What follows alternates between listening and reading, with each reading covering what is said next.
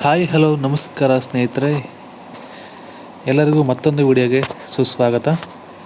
ಇವತ್ತು ನಾವು ಮಧ್ಯಕಾಲೀನ ಭಾರತದ ಇತಿಹಾಸದಲ್ಲಿ ಚಾಪ್ಟರ್ ನಂಬರ್ 3 ವಿಜಯನಗರ ಸಾಮ್ರಾಜ್ಯ ಬಗ್ಗೆ ನೋಡ್ತಾ ಹೋಗೋಣ.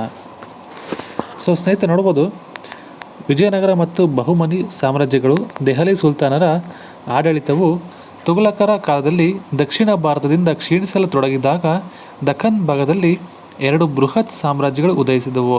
ಇವು ದಕ್ಷಿಣ ಭಾರತದ ರಾಜಕೀಯ, ಸಾಂಸ್ಕೃತಿಕ ಮತ್ತು ವಾಸ್ತುಶಿಲ್ಪದ ಚಿತ್ರಣವನ್ನೇ ಬದಲಾಯಿಸಿದವು. ವಿಜಯನಗರ ಸಾಮ್ರಾಜ್ಯ ಕ್ರಿಸ್ತ ಶಕ 1336 1646. ದಕ್ಷಿಣ ಭಾರತದಲ್ಲಿ ಹಿಂದೂ ಧರ್ಮ ಸಂಸ್ಕೃತಿ ಮತ್ತು ನಾಡನ್ನು ಪರಕೀಯರ ದಾಳಿಯಿಂದ ರಕ್ಷಿಸಲು ಹರಿಹರ ಮತ್ತು ಬುಕ್ಕರಾಯ ಎಂಬ ಸಹೋದರರು ವಿದ್ಯಾರಣ್ಯ ಸ್ವಾಮಿಗಳ ಮಾರ್ಗದರ್ಶನದಲ್ಲಿ ತುಂಗಭದ್ರಾ ನದಿಯ ದಂಡೆ ಮೇಲೆ ಇಂದಿನ ಹಂಪಿ ಈ ಒಂದು ಸಾಮ್ರಾಜ್ಯವನ್ನು ಸ್ಥಾಪಿಸ್ತಾರೆ. ವಿಜಯನಗರವನ್ನು ಆಳಿದ 4 ರಾಜವಂಶಗಳು: ಸಂಗಮ ಮನೆತನ 1336 1485, ಹರಿಹರ, ಬುಕ್ಕರಾಯ ಮತ್ತು ಪ್ರೌಢದೇವರಾಯ ಅಂದರೆ 2ನೇ ದೇವರಾಯ, ಇವರು ಪ್ರಮುಖರು. ಸಾಳುವ ಮನೆತನ 1485 1505, ಇದನ್ನು ಸಾಳುವ ನರಸಿಂಹ ಸ್ಥಾಪಿಸಿದನು.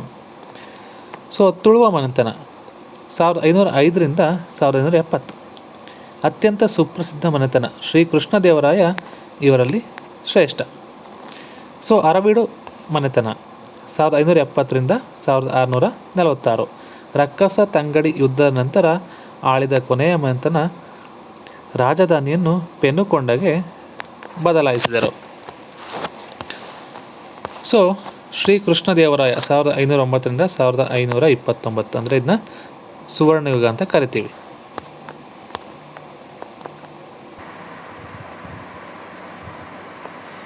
ಕೃಷ್ಣದೇವರಾಯನ ಆಡಳಿತ ಕಾಲವನ್ನು ವಿಜಯನಗರದ ಸುವರ್ಣಯುಗ ಎನ್ನಲಾಗುತ್ತದೆ. ಸೈನಿಕ ಜಯಗಳು: ಉದಯಗಿರಿ, ಕೊಂಡವೀಡು ಕೋಟೆಗಳನ್ನು ಗೆದ್ದನು. ಬಿಜಾಪುರದ ಸುಲ್ತಾನನನ್ನು ಸೋಲಿಸಿ ರಾಯಚೂರು ದೋಆಬ್ ಪ್ರದೇಶವನ್ನು ವಶಪಡಿಸಿಕೊಂಡನು.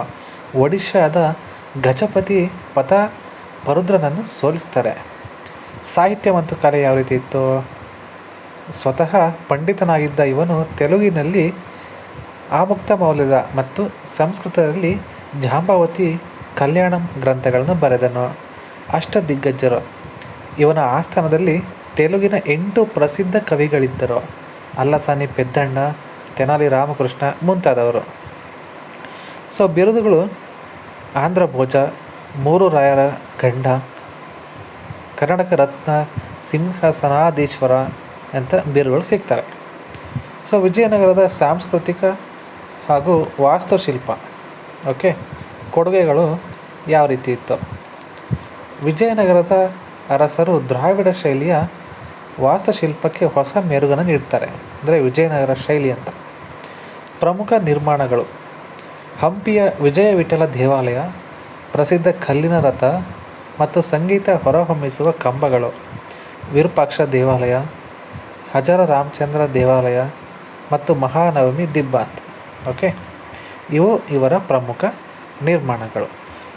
ವಿದೇಶಿ ಪ್ರವಾಸಿಗರು: ಇಟಲಿಯ ನಿಕೋಲೋ ಕೊಂಟಿ, ಪರ್ಷಿಯಾದ Abdul Razzaq, Portugal Domingo Paes ಮತ್ತು ನೂನಿಜ್ ವಿಜಯನಗರಕ್ಕೆ ಭೇಟಿ ನೀಡಿ ಅದರ ವೈಭವವನ್ನು ಹೊಗಳಿದ್ದಾರೆ.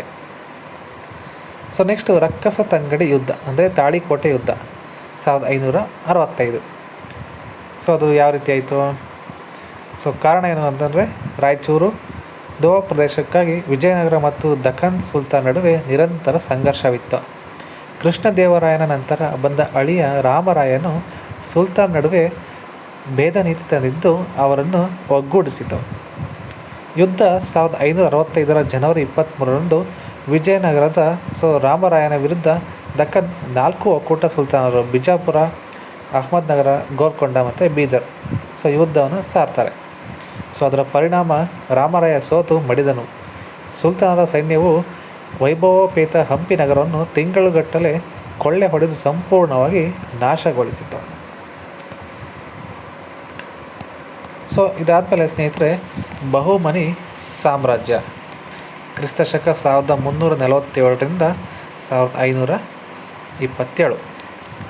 ಉತ್ತರ ದಖನ್ ಭಾಗದಲ್ಲಿ ಮಹಮ್ಮದ್ ಬಿನ್ ತುಘಲಕ್ ವಿರುದ್ಧ ದಂಗೆ ಎದ್ದು ಅಲ್ಲಾವುದ್ದೀನ್ ಹಸನ್ ಗಂಗು ಬಹುಮನ್ ಶಾ 1347ರಲ್ಲಿ ಬಹುಮನಿ ಸಾಮ್ರಾಜ್ಯವನ್ನು ಸ್ಥಾಪಿಸ್ತಾರೆ. ರಾಜಧಾನಿಗಳು ಆರಂಭದಲ್ಲಿ ಗುಲ್ಬರ್ಗ ಅಂದರೆ ಕಲಬುರಗಿ, ನಂತರ ಬೀದರ್ ಅಂತ ಆಗುತ್ತೆ.